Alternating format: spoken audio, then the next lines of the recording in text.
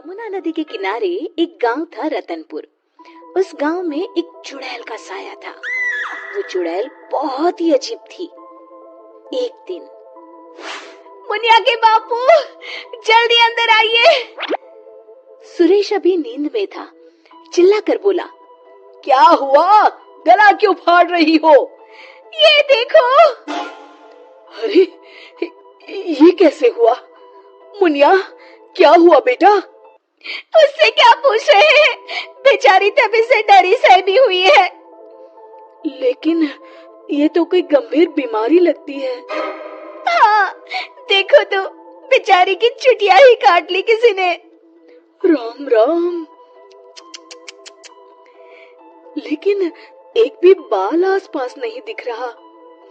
हाँ, ये हुआ क्या समझ में ही नहीं आ रहा। ऐसे ही 2-4 दिन मुनिया को देखने और सांत्वना देने वाले भी आए।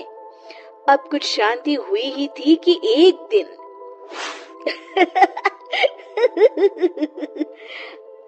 क्या हुआ रामू? तू हंस क्यों रहा है? अरे काका, वो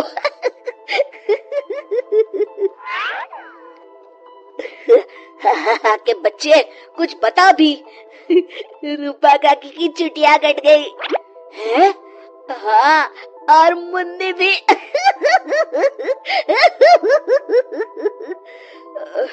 अच्छा, पर काहे? आप भी पूछ लो। चल कर देखता हूँ। क्या हुआ मुन्नी? ये क्या हल्ला मचा हुआ है? तभी मुन्नी बाहर आती है।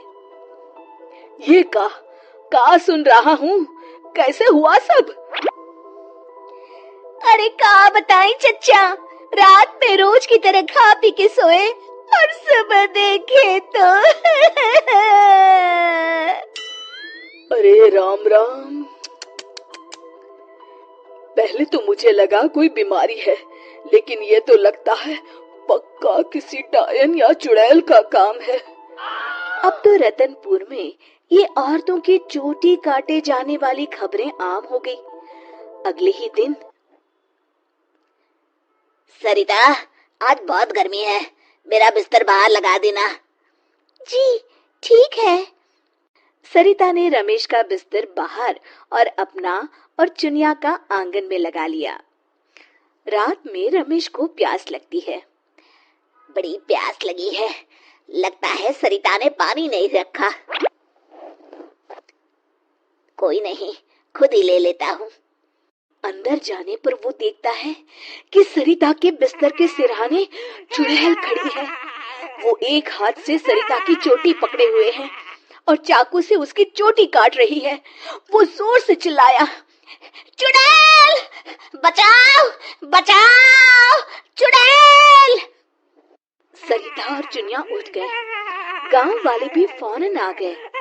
देखते हैं चुड़ैल हाथ में सरिता की चोटी लिए खड़ी है। भीड़ देखकर वो हंसते हुए बोली,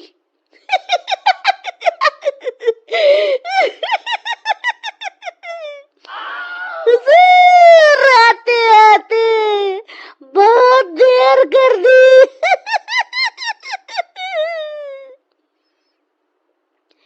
सरिता तो डर के मारे बेहोश हो गई, पर बाल तो जा ही चुके थे। अरे आखिर चाहती क्या हो?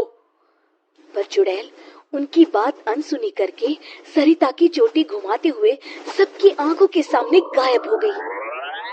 चोटी वाली चुड़ैल की खबर जंगल की आग की तरह पूरे गांव में फैल गई और गांव में बातें चलने लगी।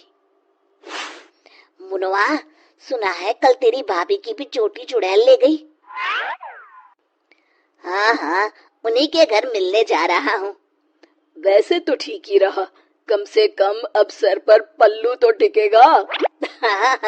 ये बात सही कही आपने। इतना कह के दोनों वहां से चले गए। इसी तरह चुड़ैल का डर सारे गांव में बढ़ता गया और लोग घर छोड़कर वहां से जाने लगे। तभी कुछ गांव के लोग आपस में बात करने लगे, क्यों ना सरपंच जी के पास चले। हाँ, सरपंच जी ने दुनिया देखी है, कोई ना कोई उपाय ढूंढ ही निकालेंगे। हाँ, चलो।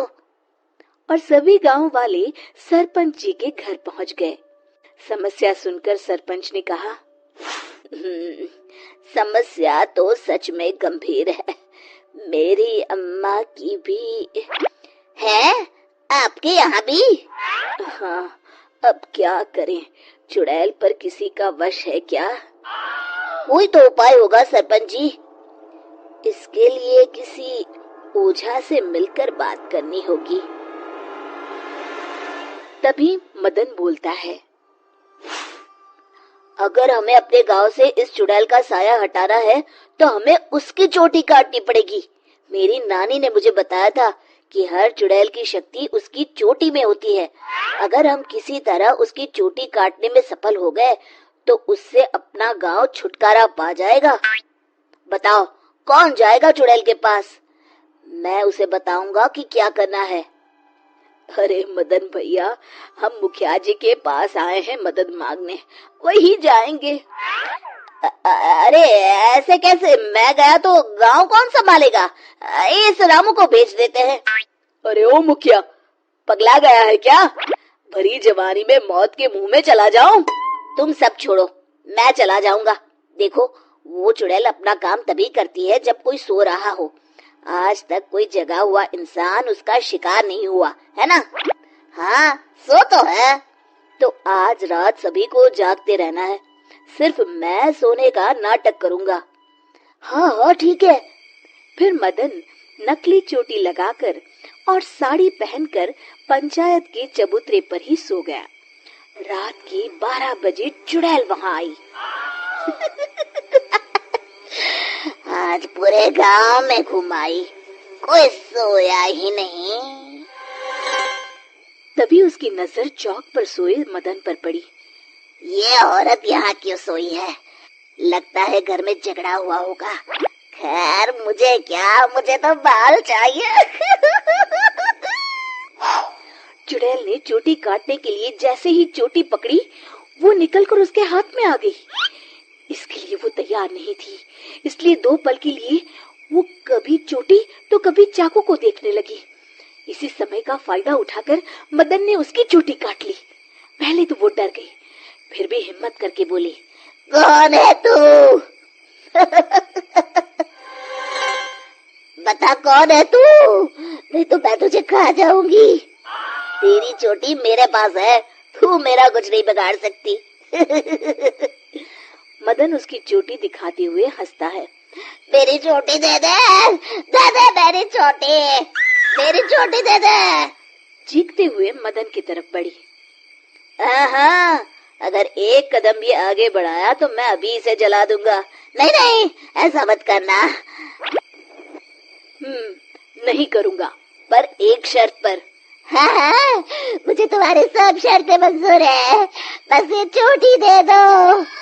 अभी नहीं, पहले ये बताओ तुम इन बालों का क्या करती हो?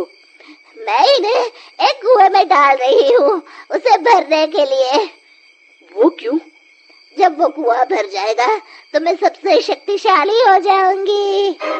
चलो, वो कुआं मुझे दिखाओ, वहीं तुम्हें तुम्हारी चोटी दे दूंगा।